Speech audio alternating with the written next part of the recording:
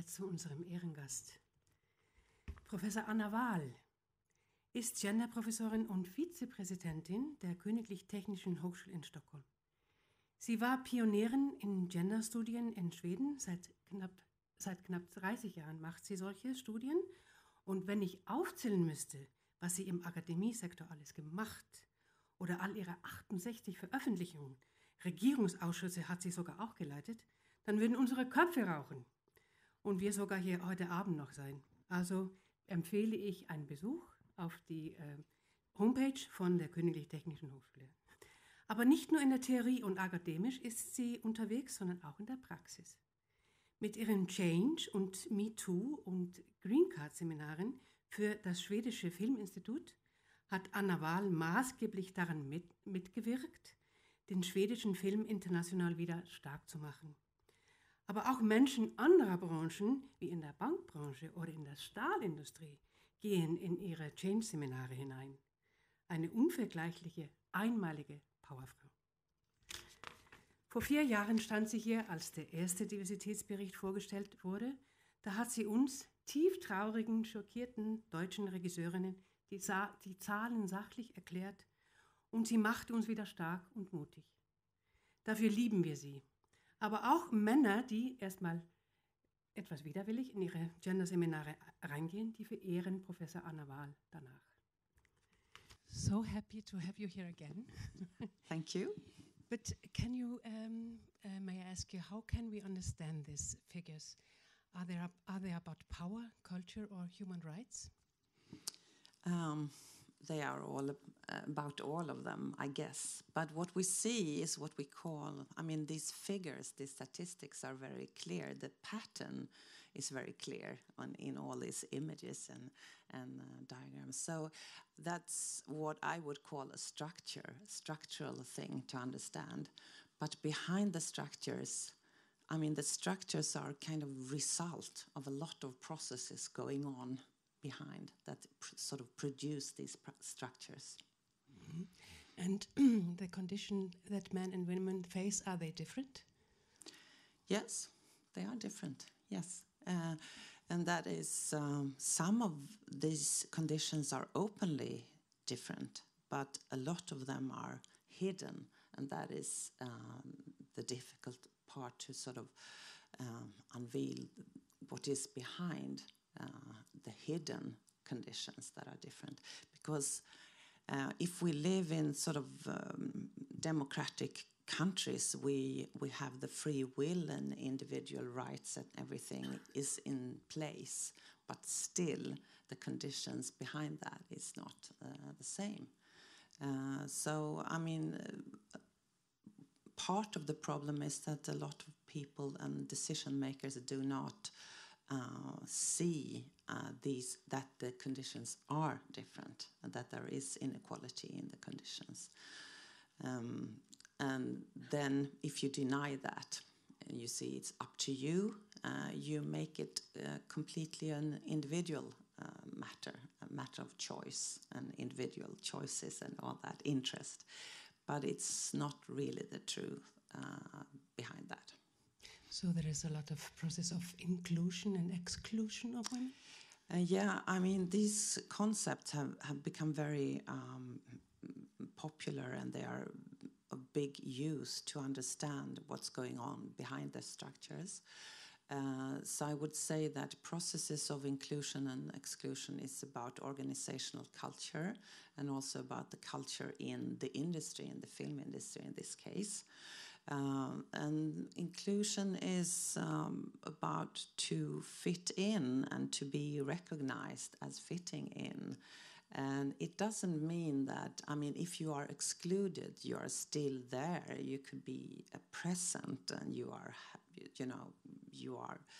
so it's okay to go to film schools and everything. But then it's about networking and being part of certain social groups, etc., and being included as sort of a normal person in that circumstance. In this case, as a director, for instance. You have made several studies in the field of how men and women are differently evaluated. Can you please tell us something about your results?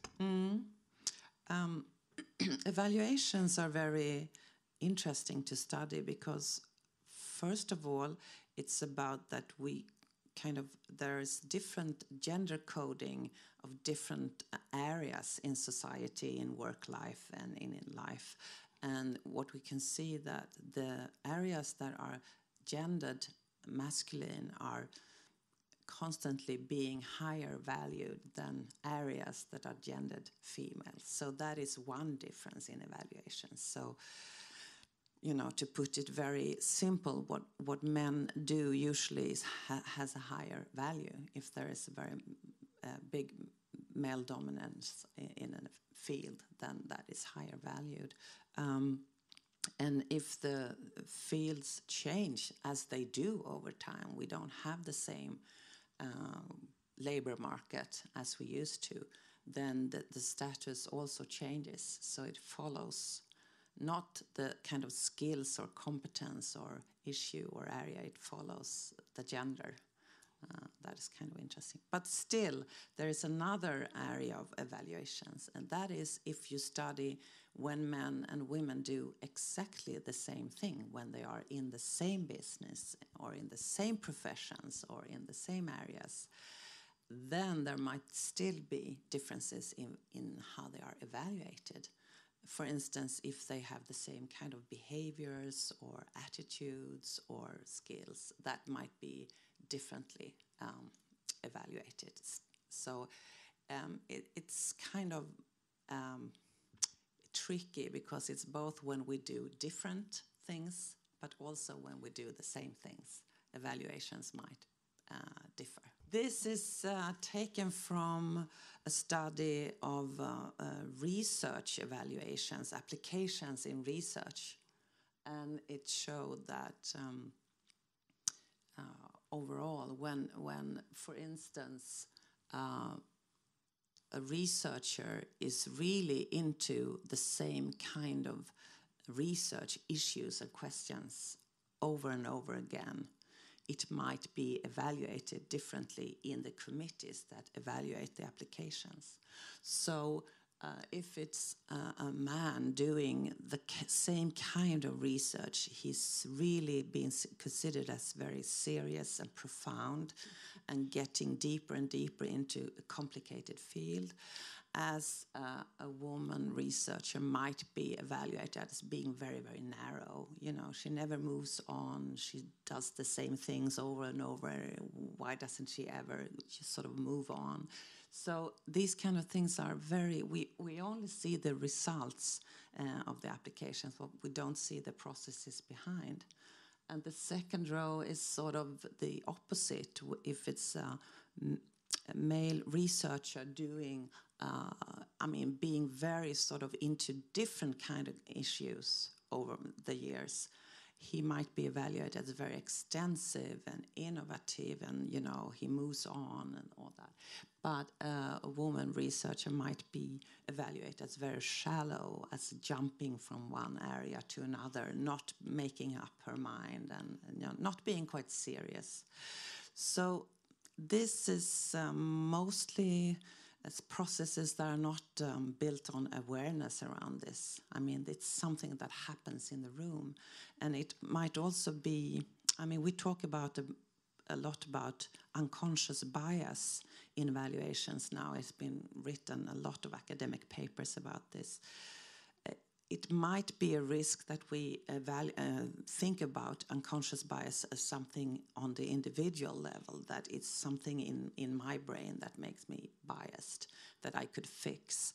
But what we see from evaluation committees is that it's also very collective. It's much more social.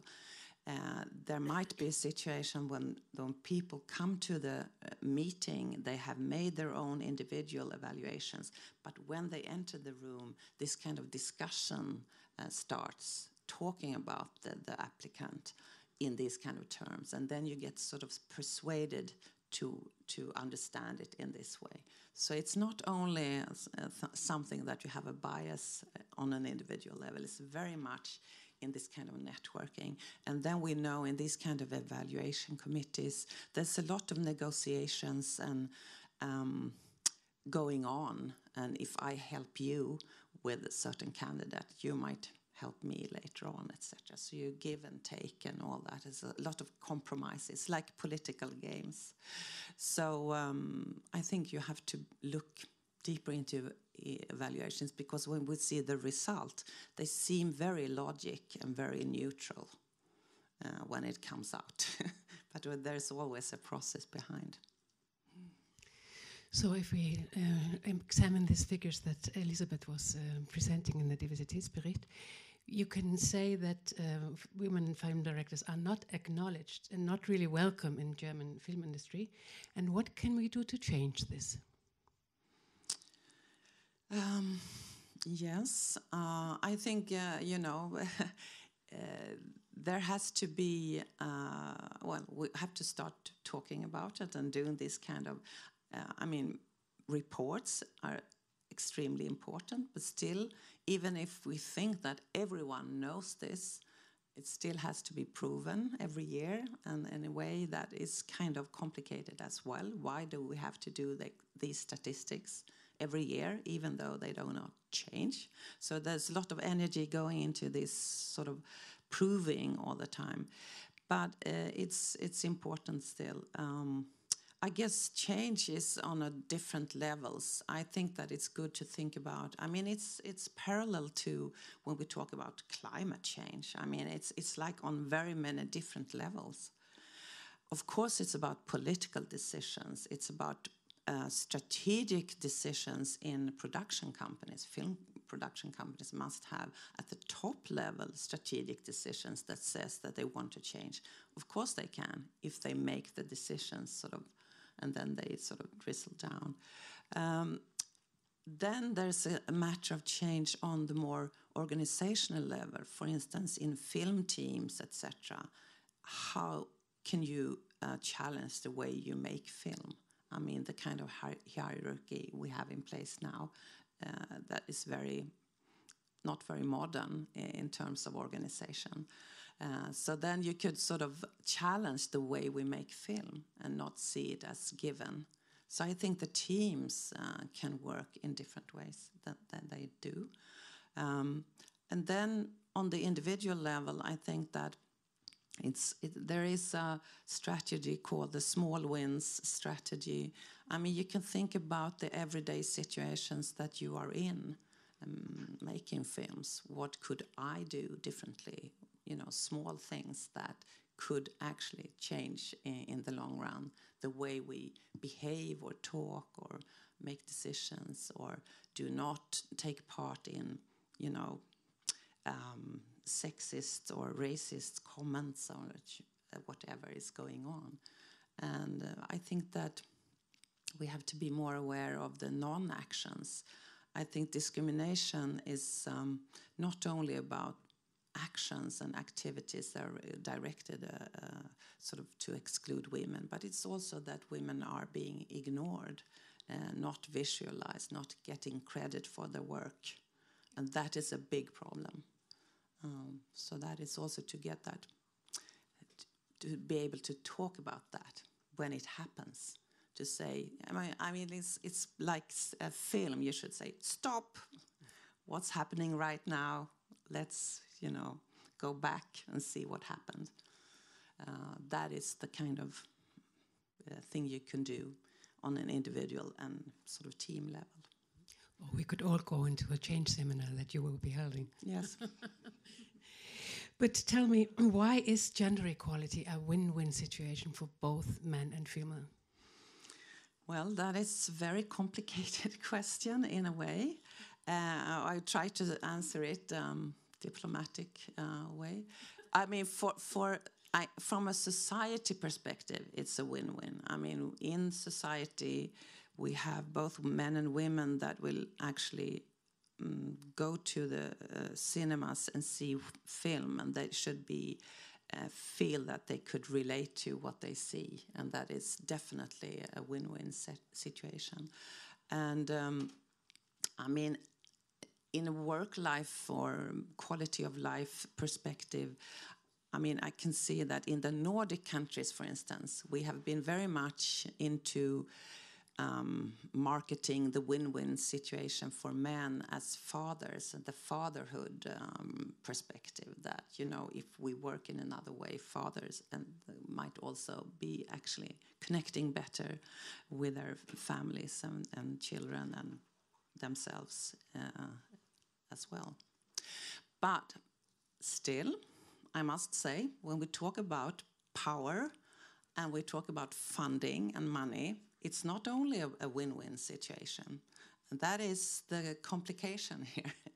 Because if we have a gender system, a gender order in society, it means that it sort of means that there is discrimination against women, but there is also another thing, and that is privilege. So that's the other part of the gender system. And of course, gender equality might mean, on an individual level, loss of privilege. If there is a certain amount of euros that could be, you know, for film making, the competition would be different if we should change these numbers, of course. So that is the complication also, that, of course, a lot of men, if they become aware of that, they actually have privilege that they might lose.